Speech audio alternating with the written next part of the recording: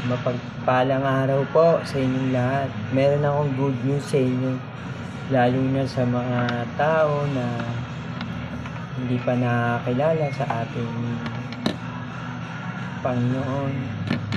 At eto po basic lang naman to. Ay, hindi pa, ang gusto ko ipaalala lang po sa inyo. Hindi to para sa lahat to.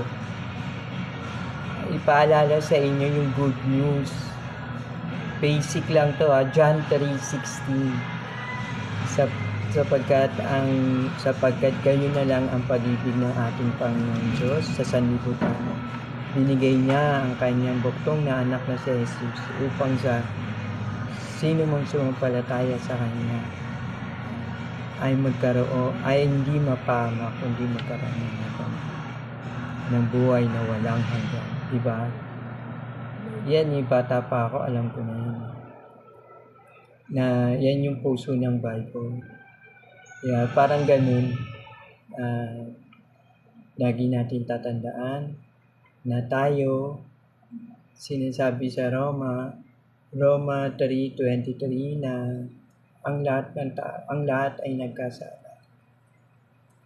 Hindi nakaabot sa kalungkutan ng Diyos. Lahat tayo mga salamin. Kaya ang ating Yahweh ay alam niya na kung ano yung mangyayari. Kaya ibinigay niya yung kanyang buktong na anak na si Jesus upang sa gayon ay hindi na matubos tayo sa kasalanan. Sinabi niya rin dito parang sa Isaiah, lumang tipan sa Isaiah 53 verse 10. Sinabi ni Yahweh na ang kanyang paghihirap ay kalooban ko at ang kanyang kamatayan ay handog para sa kapatawaran ng kasalanan. Dahil dito'y mabubuhay siya ng matagal, makikita ang lahing susunod sa kanya, sa pamamagitan niya'y maisasagawa ang aking panukala. O, di po ba? Nasa lumantipan pa lang, alam niya na yung gusto niya mangyari. Kasi ganun.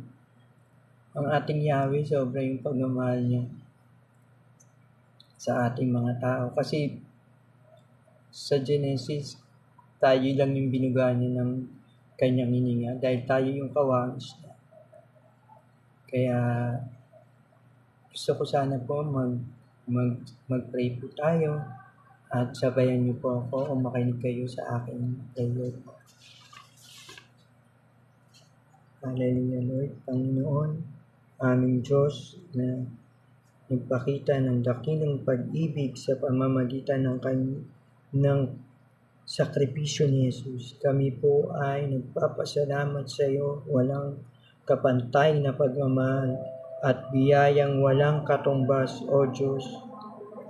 Tulungan niyo po kaming maunawaan at tanggapin ang halaga ng sakripisyo ni Jesus para sa aming kaligtasan. Panginoon, patnubayan mo po kami sa aming mga hakbang at palakasin ang aming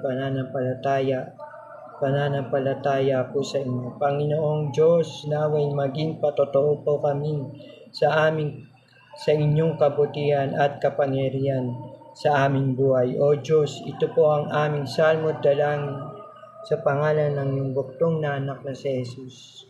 Amen. Ang aming tagilang tagapagligtas. Amen. Amen. Salamat po. Glory to God.